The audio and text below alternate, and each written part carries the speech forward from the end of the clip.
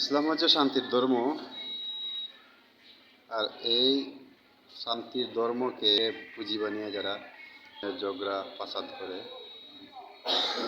তারা মূলত ইসলামের ভিতরেই নেই। একটা খবরে দেখলাম, তাবলিগ জামাতকে নিয়ে ঝগড়া করে 2 জন নিহত হয়ে গেছে। এরা তো সবাই মুসলমান, তারা সাতপন্থী হোক আর চাঁদপন্থী হোক। তাহলে কি নিয়ে এক কুত্তার কামড়াকামড়ি করে আর নিহিত হইল?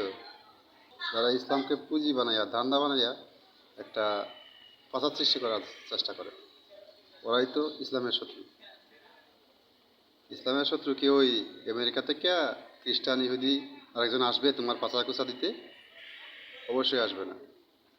এরকম তাবলিগ, এরকম ওয়াহাবি, সুন্নি, সালাফি এসব নিয়ে ঝগড়া ফাসাদ কইরা মারামারি কইরা শান্তির ধর্ম ইসলামের মধ্যে একটা ফাসাদ সৃষ্টি করে, ফেতনার সৃষ্টি করে। ওরা মুখ দিয়ে বলে শুধু কি আমরা ইসলামের ধারক, ইসলামের বাহক, আমরা নবী করিম সাল্লাল্লাহু আলাইহি সাল্লামের উত্তরাধিকারী।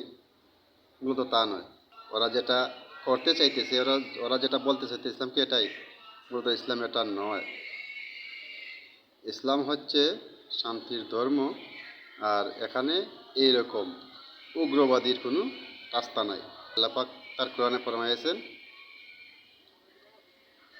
ইন্নাল্লাহ লা ইউহিব্বুল মুফসিদিন। এখানে আল্লাহ পাক বলেছেন, যারা আমার জমিনে ফিতনা ফাসাদ সৃষ্টি করে, যারা আমার জমিনে ফিতনা ফাসাদ সৃষ্টি করে, ওদেরকে আল্লাহ ভালোবাসেন না। আল্লাহর নবী মুহাম্মদ সাল্লাল্লাহু আলাইহি ওয়াসাল্লাম হাদিসে বলেছেন, আল মুসলিমু মান সালিম আল মুসলিমুনা মিন লিসানি ওয়া ইয়াদিহি। যার হাত ও মুখ হতে অপর মুসলমান নিরাপদ না, সে আমার উম্মতেই না।